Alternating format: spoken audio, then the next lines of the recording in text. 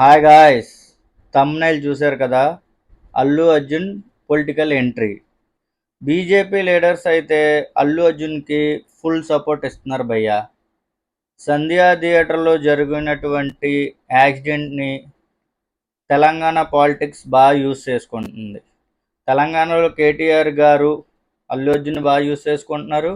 అలాగే రేవంత్ రెడ్డి గారు తన కోపాన్ని చూపించుకుంటున్నారా, లేకపోతే ఆయన ప్రజల పరంగా నిలబడ్డారా అనేది మనం చూడాలి. బీజేపీ అయితే అల్లు అర్జున్కి అయితే ఫుల్ సపోర్ట్ అయితే ఇస్తుంది అనమాట. తన పొలిటికల్ ఎంట్రీ ఇస్తే తన ఫ్యూచర్ ఎలా ఉంటుంది అనేది మనం ఈ వీడియోలో అయితే మాట్లాడుకుందాం. ఇలాంటి చిన్న చిన్న ఇన్ఫర్మేటివ్ వీడియోస్ కోసం నా ఛానల్ సబ్స్క్రైబ్ చేయండి. మీ జయకృష్ణ.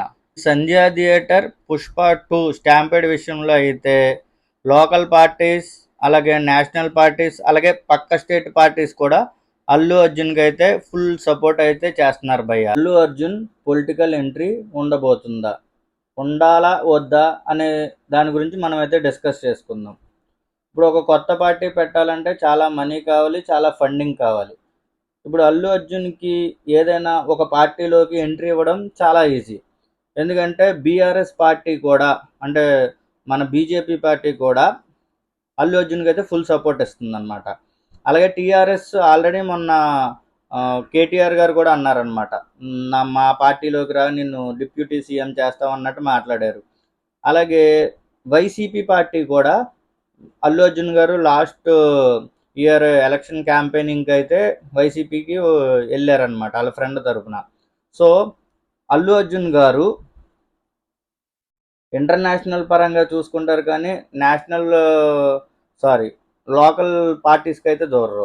బీజేపీలోకి ఎంట్రీ ఇస్తే మాత్రం అల్లు అర్జున్ గారికి నార్త్ సైడ్ ఆల్రెడీ బీజేపీకి ఫుల్ సపోర్ట్ ఉంది.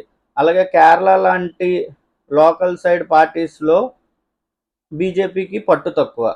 సో అల్లు అర్జున్ గారికి కేరళ సైడ్ చాలా ఇమేజ్ ఎక్కువ ఉందన్నమాట, ఫ్యాన్ ఫాలోయింగ్ ఎక్కువ. తన్ని అక్కడ మల్లు అర్జున్ అని కూడా పిలుస్తారు. ఎందుకంటే తను అక్కడ ఒక దత్తపుత్రుడి కింద తీసుకున్నారనమాట కేరళ ఫ్యాన్స్ అయితే.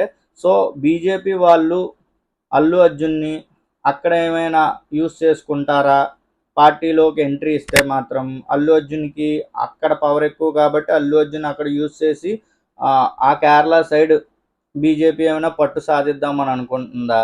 అలాగే ఆంధ్ర సైడ్ వైసీపీ కూడా అల్లు అర్జున్ని లోకల్ పార్టీలోకి ఎంట్రీ ఇచ్చేటట్టు ఉంటే మాత్రం అది వాళ్ళకి ఎందుకు ఇంపాక్ట్ అవుద్దంటే, ఇటు పవన్ కళ్యాణ్ టీడీపీ కలిసి ఉన్నారు కాబట్టి కూటమి ప్రభుత్వాన్ని కూలగొట్టడానికైనా సరే అల్లు అర్జున్ని ఏమైనా వాళ్ళు సపోర్ట్ కోరుకుంటారా వాళ్ళ పార్టీలోకి తీసుకొని అనేది మనమైతే డిస్కస్ చేసుకుందాం.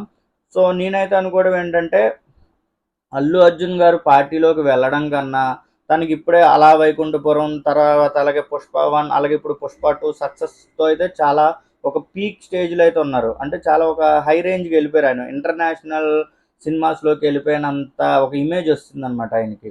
ఆయన ఇప్పుడున్న పరిస్థితుల్లో సినిమాలు చేసుకుంటూ వెళ్తే బెస్ట్. ఎందుకంటే ఇప్పుడు ఆయన ఏజ్ 42 ఉంది.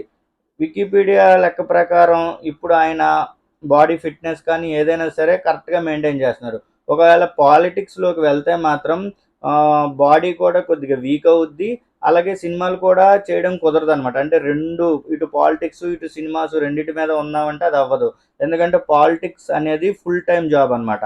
పవన్ కళ్యాణ్ గారు, మెగాస్టార్ గారు కూడా సినిమాలు వదిలేసి పాలిటిక్స్లోకి వచ్చారు, కానీ చాలా సంవత్సరాలు కష్టపడ్డారు. అలాగే అల్లు అర్జున్ కూడా పాలిటిక్స్లోకి రాకుండా చక్కగా సినిమాలు చేసుకొని ఇంకా ఇమేజ్ సంపాదించాలని నేనైతే అనుకుంటున్నాను. ఎందుకంటే ఆయన పాలిటిక్స్లోకి వచ్చి తన పేరుని డ్యామేజ్ చేసుకోవడం కన్నా సినిమాల్లో ఇప్పుడు ఆల్రెడీ మంచి రేంజ్లో పీక్స్లో ఉన్నారు. మంచి మంచి స్టోరీలు, మంచి మంచి సినిమాలు అయితే తీసుకుంటున్నారు. ఆయన అయితే సినిమాల్లో ఉండడం బాగుంటుందని నేనైతే అనుకుంటున్నాను. పాలిటిక్స్లో ఎంట్రీ ఇవ్వడం కన్నా సినిమాల్లోనే ఉండడం బాగుంటుంది అని నేనైతే అనుకుంటున్నాను. మీ ఒపీనియన్ ఏంటి?